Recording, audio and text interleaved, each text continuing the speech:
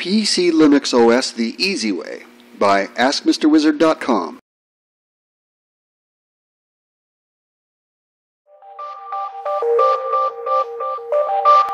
You've found AskMrWizard.com, where serious learning is fun.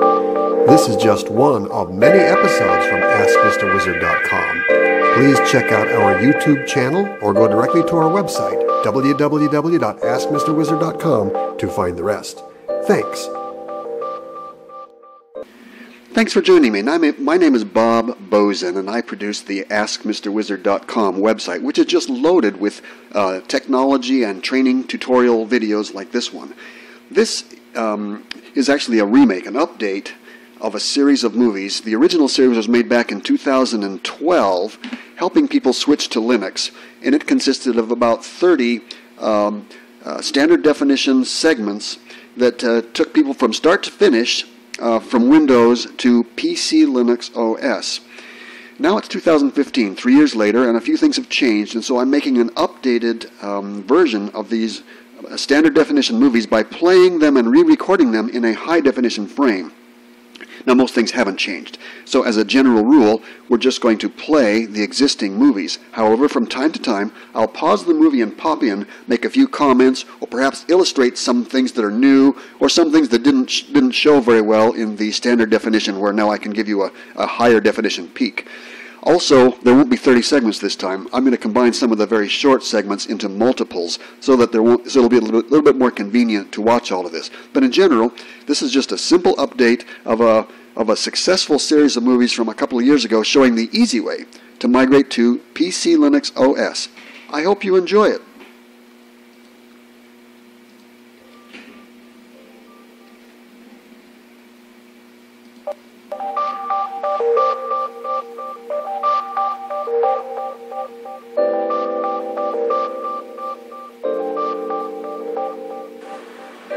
Linux the easy way. Would you like to know the easy way to install Linux on a Windows machine? I'm going to do that during the next several video clips. We're going to go through this in detail, but to commence the operation, I'd first like to introduce you to my computer. This is a desktop machine. It's about 5 years old, but it was very powerful 5 years ago, and it's still fairly powerful. Powerful enough to do sophisticated gaming. It's connected to the internet. It has a joystick, a LCD display. It has a powerful NVIDIA graphics card. It's running Windows XP right now, but the process I'm going to go through would be the same, whether it was Windows Vista, Windows XP, Windows 7. All of these things are about the same. So my objective is going to be to take this powerful Windows machine and leave the Windows untouched. I will not affect Windows. I will not affect the disk drive holding Windows at all. Instead, I'll install Linux on a separate disk drive, and when I boot from this disk drive, it'll boot up Linux. When I boot from the existing disk drive, it'll boot up Windows unchanged. And I'm going to configure this Linux to be very, very powerful. So powerful, it'll be able to find my joystick, run powerful games, support my wireless headphones and my regular sound system, support my camera. In short, this is going to be a really powerful gaming computer that will run even my Windows games under Linux very, very well. Now, I can confirm that did work. Since making this movie, this has become my main computer, and I hardly ever even return to Windows. The disk drive I'm going to use is shown here. This is a low-cost USB 2 disk drive with a capacity of just 100 gigabytes, and that's plenty of space. You really don't need a very big disk drive to hold Linux, and if you form the habit that I've formed of storing your external media, that would be your movies, songs, pictures, etc., on removable external media like flash disks, then you really don't need very much disk space. Now this one is entirely adequate. Now I did experiment with another one. You'll see at one point in the movie sequence here where I was working with a 150 gigabyte disk drive, but it turned out I liked this one better, so I just switched to this one without further comment. You don't need to spend a lot of money to do this. You can buy these readily anywhere, even an old used one you can pick up for a song, and install Linux on a separate disk drive, as I'm recommending here, and it'll make you not have to worry at all about impacting your existing Windows installation or preserving those files. It's just a lot easier this way. Now, this computer also has an extra video system up here that I'll be using to capture the screens. And so as I go through these operations, you will see me, you'll see this screen in great detail as I take each step to download Linux, burn it from a CD, and install it on this external USB hard disk drive.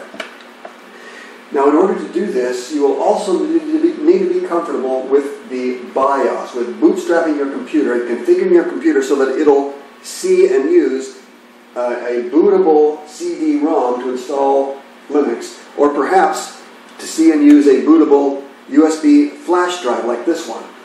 If you are not comfortable with configuring your BIOS that way, then you'll want to look at our publications from June of 2012, from July of 2012, in which we cover this subject in great detail, showing you how to configure your BIOS during the first few seconds when you're booting up your computer so that it will see and use these alternative boot devices.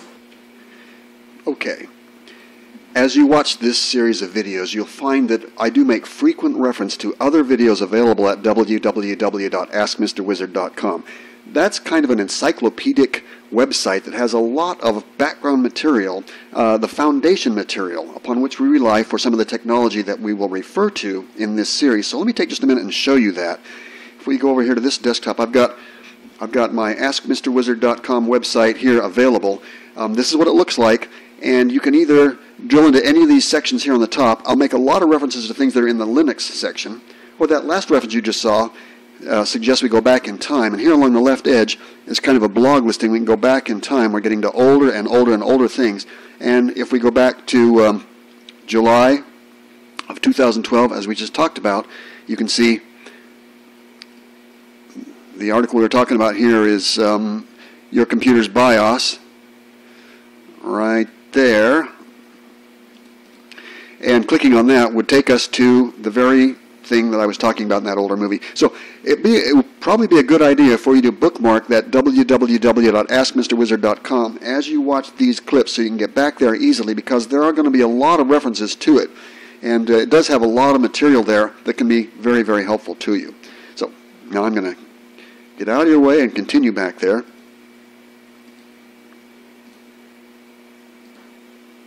At the time of this publication in August of 2012, boot CDs are a well-understood technology, and most of our readers are comfortable downloading an ISO image of a Linux installation and burning it to CD and then booting from it. But if this is new to you, then please look in our Linux section.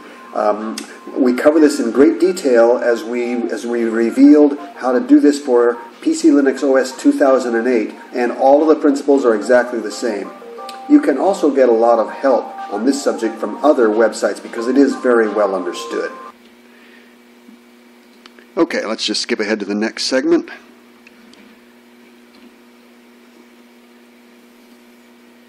And away we go. Okay, here's my BIOS screen. It tells me that my computer's alive. And fairly soon after I see that, I should start to see things happening. Okay, the light is flashing on my CD-ROM drive. I'm seeing some text come up. There's the splash screen, PcLinuxOs Live CD.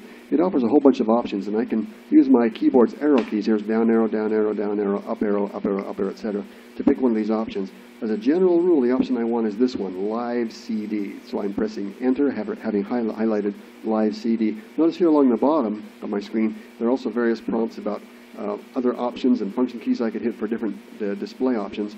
I'm going to ignore all of those things and just select Live CD and press Enter.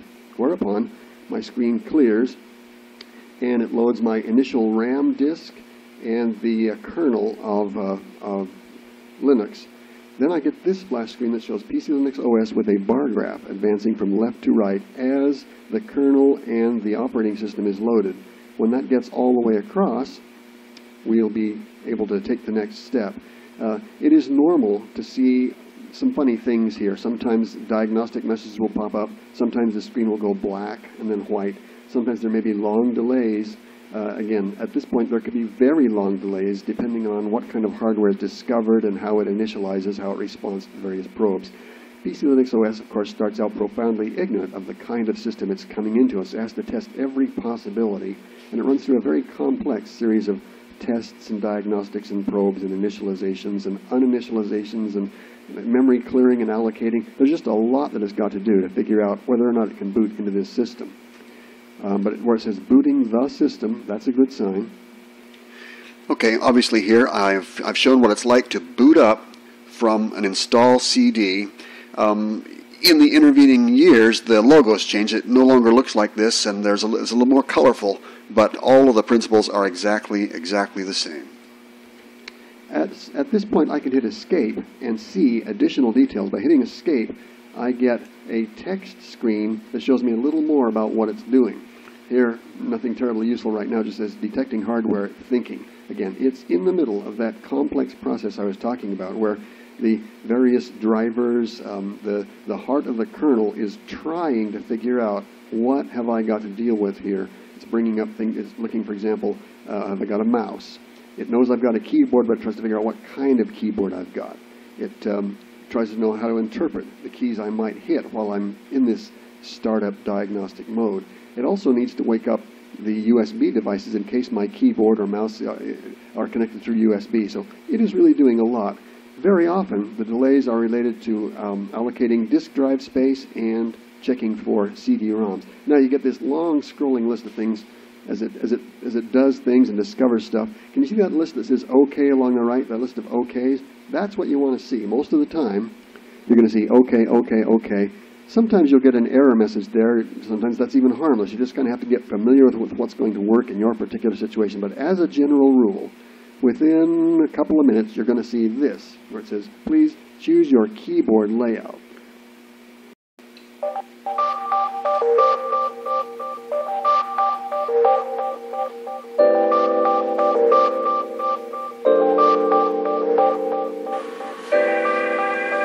I am now about 2 minutes into the bootstrap process from a Linux Live CD-ROM.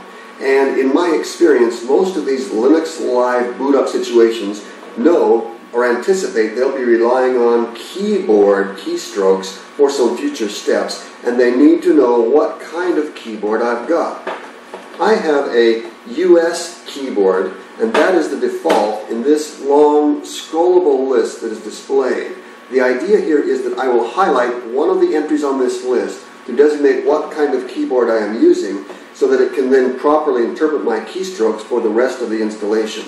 Because I'm using a US keyboard and that is the default US keyboard, I don't actually have to make any changes here, so I will simply take my mouse pointer and click on Next. Whereupon, I might be taken to a second stopping point. Some Linuxes will demand that I authenticate myself using a username and password. In this case, I'm using PcLinuxOs, and they actually bypass that step. They won't demand that I enter my username and password. It's going to do that for me, but it will inform me of what my temporary username and password is so I can continue to use it should I need to make changes. I happen to know from experience that it's going to assign me the username of guest with the password of guest, with an option of switching to the username of root with a password of root. And that'll be displayed right here soon. This is my desktop. It says username and password for the live CD, name guest, pass guest, name root, pass root. I'm logged into the guest account. That's just some information for me to use, and I'm going to close that out by clicking on OK, whereupon I'm taken to the Linux desktop. Now today's Linux desktop is a little more colorful. You can see an example of it here. A lot more blue, you know, it's just a little more colorful, but there are not a lot of differences. It's pretty much the same as what we had there. As a general rule, when bootstrapping from a Linux Live CD, you're going to see a process very much like that, whether you're using Ubuntu or PcLinuxOs or any of the other popular Linux Live distributions. It's not difficult as a general rule to get to this desktop within 2 or 3 minutes as your computer goes through its boot up process and gets everything initialized. This is your starting point, and from this point, you'll want to take some time and satisfy yourself as to whether or not this version of Linux works well on your hardware. Let's do that. Within a few minutes, you will get to a desktop that looks like this with an information frame that says you have a couple of usernames that you might use in the future. Guest, whose password is guest, and root, whose password is root. That'll be more interesting later, but for right now, on our first experience with this PcLinuxOs from CD, it's time to just experiment with it to find out, does it work well on my hardware? Now, I've already done this, and I know that it does work well. But to help you understand the kind of thing that I normally do, I'm going to take you through a little tour. Clicking in the lower left-hand corner on this PC icon is similar to a Windows machine start button. Clicking there brings me up a menu of options, and I'm going to select the Internet option. And from the Internet option, I have a lot of choices, but the fun one, the one I like to use the most, is the Firefox web browser. This will attempt to use my Internet connection through my Ethernet to access websites. For example, the PcLinuxOs website has come up. This is a very good indication. It means that a lot of stuff is working, including my Internet access.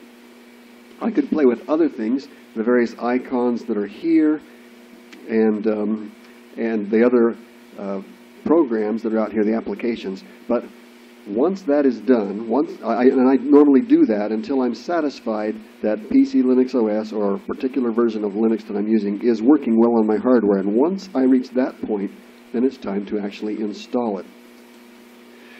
Now, I perceive that at this point, beginners might be wondering, well, what does PcLinuxOS really look like? And this is an old view from 2012.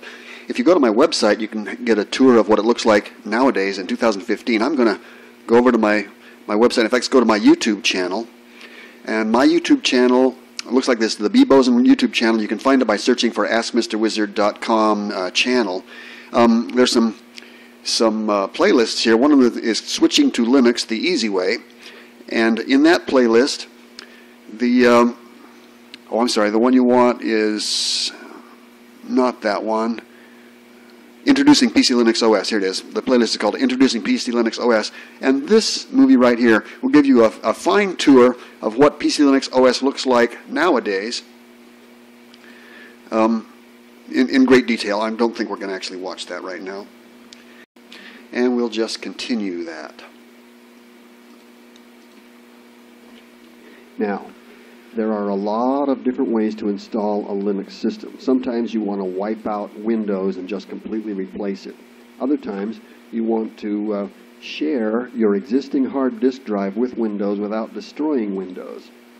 I have found, though, that my preferred way to do this for beginners is to just buy a low-cost additional USB disk drive and install Linux on that and just leave my existing hard drive completely untouched. That's just safer and happier experience for beginners. And so that's what I've done. I've gone out and bought a low-cost USB 2 hard disk drive.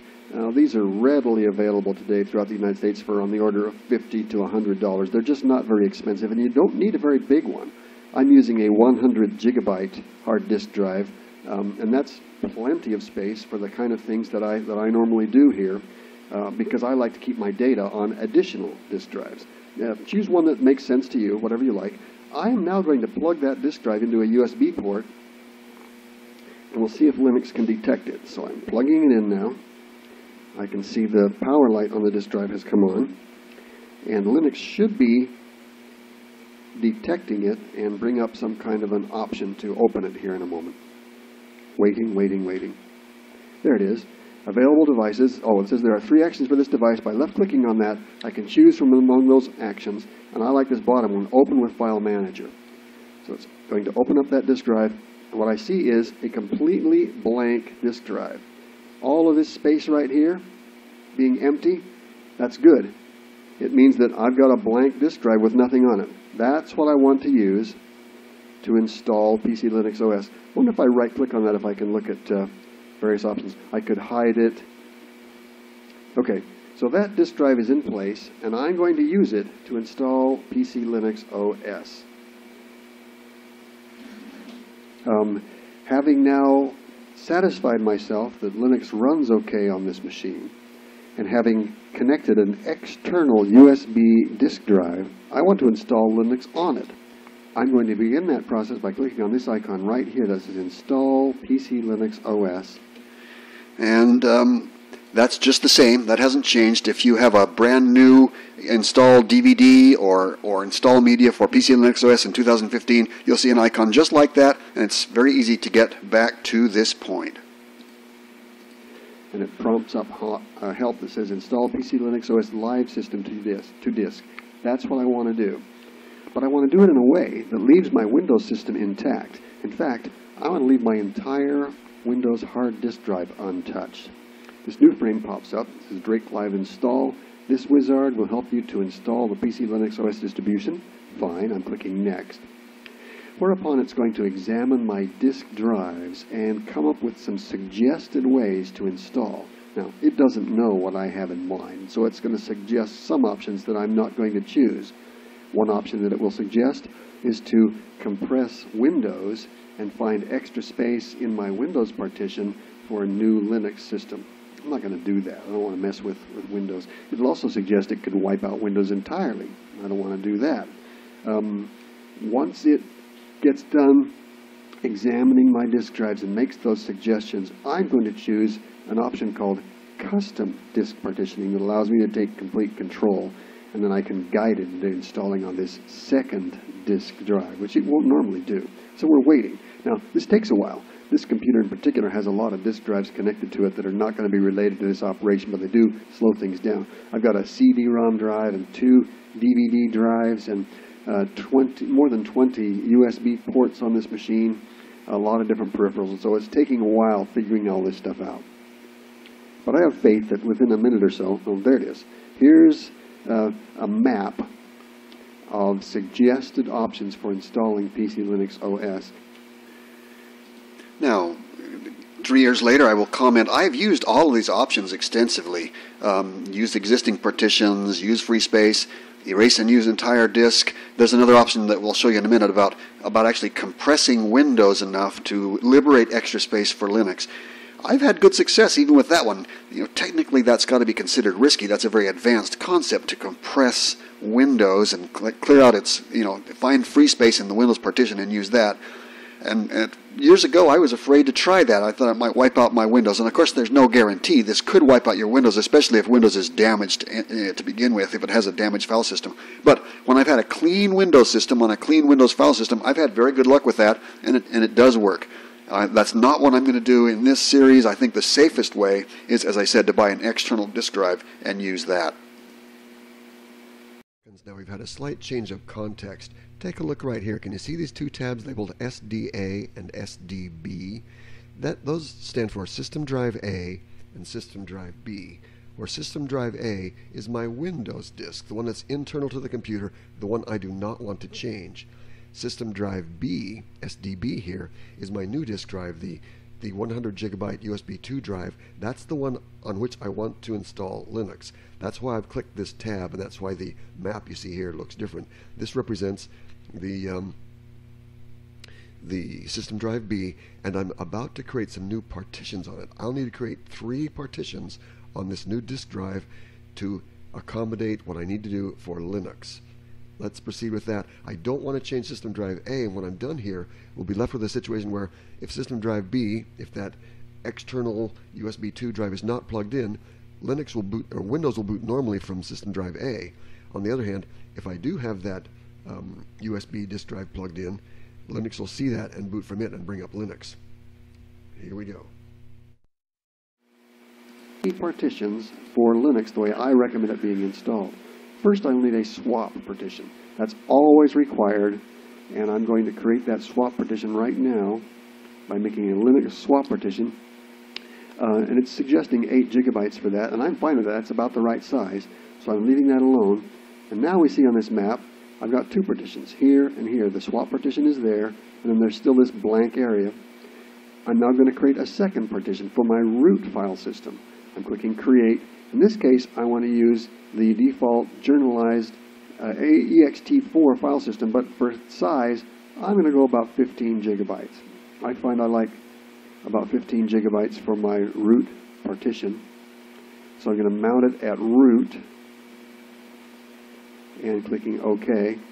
So now we've got 2 partitions on that disk drive, but I need a third one for my home. I happen to know this from experience, so I'm clicking here. I'm going to create another partition. Once again, I'm going to do a journalized ext4 file system, which Linux really likes. And for that one, I'm going to give myself about 25 gigabytes. And we're going to mount that on home and click OK. That's pretty much the way I like to do one of these PcLinuxOs installations. A swap partition, a root partition, and a home partition, totaling about 40 gigabytes, about 48 gigabytes of space for this Linux installation. Now, in 2015, I still like to follow this same pattern. Obviously, disk drives are bigger today, and it's easy to make these partitions bigger. I've had pretty good success with a root partition as small as 8 gigabytes and a home partition as small as 8 gigabytes. But generally, I make them bigger now. I might do 25 and 40 gigabytes here. Or if I'm on a big old disk drive, I can just use more space. Use your judgment. But as a minimum, you want about an 8 gigabyte swap, about 8 gigabytes of root, and about 8 gigabytes of home. Bigger if you have it. Now, I'm also going to format these partitions.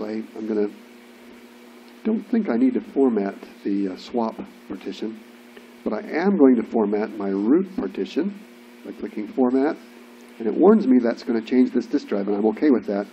It'll take a minute or two to format that root partition, SDB5, it's calling that, so this is SDB partition 5 for root, formatting it. Shouldn't take too long at 15 gigabytes, maybe a minute or so. It's normal to see this bar graph advance from left to right several times during that process. So that's been formatted. It says right there, formatted. Next, I'm going to format my home partition by selecting it and clicking Format. It says Formatting Partition SDB6. This will take a little longer because it's bigger. There's 25 gigabytes here instead of 15. As I said before, it's normal to see this bar graph advance more than once, maybe several times from left to right during this formatting process. And that's getting those blank areas all indexed and ready for use. It says it's been formatted. Okay, now that I've given it a plan and told it how I want to allocate the minimum requirements for Linux, I'm going to click Done here. And it asks me, well, what partitions do you want to format again? I don't need to format them. I've already done that, so I can turn those off. We're going to click Next. It's going to now begin the process of copying all those files. I'm warned, once again, that we're going to lose all that data. It says press Next to format to select the partitions. Well, they're already formatted. I think it'll just skip that. I'm going to click Next, and it should begin copying. Yeah, mounting the partitions, and now copying the files. If I look down under my computer, I can see my CD-ROM drive is flashing as it's reading files from the CD-ROM and writing them to those new partitions on that USB external hard drive. This is going to take a few minutes, and as it works, this bar graph is going to advance slowly from left to right all the way across this space. And so I'm going to stop recording this movie, and when it gets about here, we'll continue the narration again, whereupon we'll take the next steps, which involve creating a boot up menu on this disk. We'll be back. Okay, it was about 15 minutes later that I continued. Resuming the narration now, as you can see, our bar graph has advanced almost all the way across. I've been watching the light flash on my CD-ROM drive as the various files have been copied, and we're almost done. It's continuing to flash as it's copying those last few files to my root partition or my home partition. It doesn't copy anything on the swap partition yet. That's not used until Linux actually starts running. And in fact, it may not get used very much if you have a lot of RAM. Okay, it says please wait. Next it's going to rebuild, or help me build up a boot menu called a grub menu. Bootloader. The bootloader to use will be grub with a graphical menu. That's what I always use, although there are other choices here. The device, you want to make sure you're putting the bootstrap on the proper device. This is going to be device SDB, and that is the correct one. Remember, that's the disk drive that starts with all the zeros. I do not want to put it on any of the other disk drives because we want to make sure we're booting, when this external drive is present, we want to make sure we're booting from it. So we would not want to rewrite the bootloader for device SDA in this situation, just on this new disk that we just plugged in. One of the options for booting up is how long will it wait before it just boots up, giving me a chance to change my mind. I've kind of evolved on this. I used to make a very short delay to make things happen quickly, but I found with experience I like to actually give myself quite a bit of time so that I can change my mind in case I booted up a machine and didn't realize I left the disk drive in that maybe the wrong one. So I'm going to give myself almost 5 minutes. That's 299 seconds to change my mind before it'll actually default to boot up. With experience, hovering over the F2 button. With experience, I've learned on that timing, if I'm only putting one operating system on a computer, if I'm always going to be booting into PcLinuxOs, for example, there'll only be one item in that menu, then I make the delay time very short, like 5 seconds. If I'm contemplating keeping the option of going to Windows, I'd like to leave it at about 5 minutes so that I can walk away and come back a little bit after I boot up the computer and decide then what I want to do. Because I know I'm going to be prompted to press F2 to interrupt the BIOS sequence, which will allow us to kind of peek into the BIOS, determine how it's configured, and see if it has found that disk drive from which we want it to boot. At this point, I had rebooted my computer, waiting to test to see if it's going to come alive, and my finger, as I said, is hovering over the F2 button, which on my computer is the button that activates the BIOS. So I'm just sitting here waiting for the computer to wake itself up, and I'm ready to pounce on F2 as soon as I get prompted so we can look at the BIOS just to make sure things are going to go the way I had expected. It's on the, there's my BIOS settings prompt. I'm pressing F2. Once again, now we're going to go look at the boot option of the BIOS. Most BIOSes look more or less like this. Okay, boot, drive, order. Now, I didn't necessarily have to do this. I didn't have to go into the BIOS. It turned out that it was going to run correctly anyway. But in these early phases of installing a Linux system, I like to make sure the BIOS is going to boot from the proper device, and that's all I'm doing here. This was just a checkup. Okay, it's found it. There's my disk drive. I think that's the right one. I know I don't want. Okay, I think I see 4 drives. I see an ST drive. I see 2 DVD drives and my Maxtor drive. I don't want to boot from my Maxtor drive, so I think it's set up to boot the way I want. I'm going to click F10, and it says save and exit. So we're doing that. It's rebooting. Once again, this time I think it will boot from the device that we had hoped to find. There's my BIOS splash screen. I'm not going to interrupt the BIOS this time. Let's see if it finds my external USB disk drive and offers the menu as we expected. Here comes Grub. Okay, it should now boot up. Yeah, that's the menu I expected. I can see Windows as an option. My old Linux from my original drive is on there, and my main Linux is on there. Let's see, PcLinuxOs 2012. Booting it up. Should be coming from that disk drive.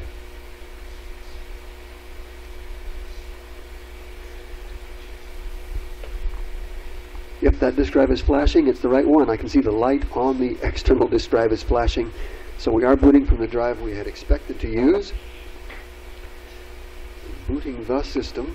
It should come up with a brand new default, basically unconfigured PcLinuxOs now, for the first time running from that hard disk drive. I could have booted to Windows. I could have booted to any of the existing operating systems from that menu, but here I am. It's asking me for my time zone information, and it suggests Chicago, which happens to be correct for me. It asks me whether I want to use local time or UTC time, and I like local time, so I'm clicking on Next. It's asking me to set the root or administrator password. And I'm going to do that by entering the password I usually use for root. Windows users may not be familiar with this concept of root password. This is the password that you will use when you do administrative important things to reconfigure your computer. Turns out under Linux you might not need to use the root authority and root password very much, but when you do need to make a major change, it will demand the root password before it'll let you do it. And so I choose a password here that I'm not going to tell to my family members or people that might be in the household, or certainly would not advertise it out on the internet. And it makes me type it in twice.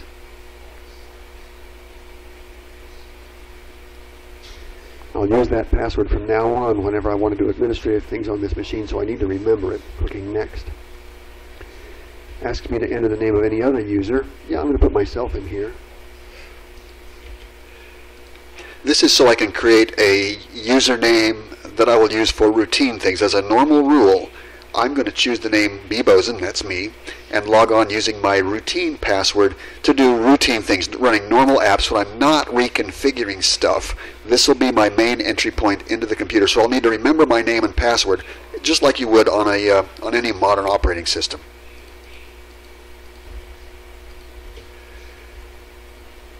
And it asks me for a password. Use my personal password for this. And I put that in twice.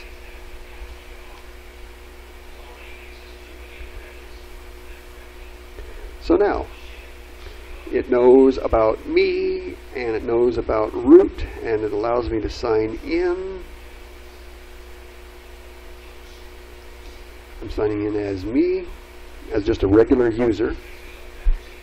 It should now paint my Linux desktop and offer to me the various options related to my hardware devices and popular default applications and system utilities.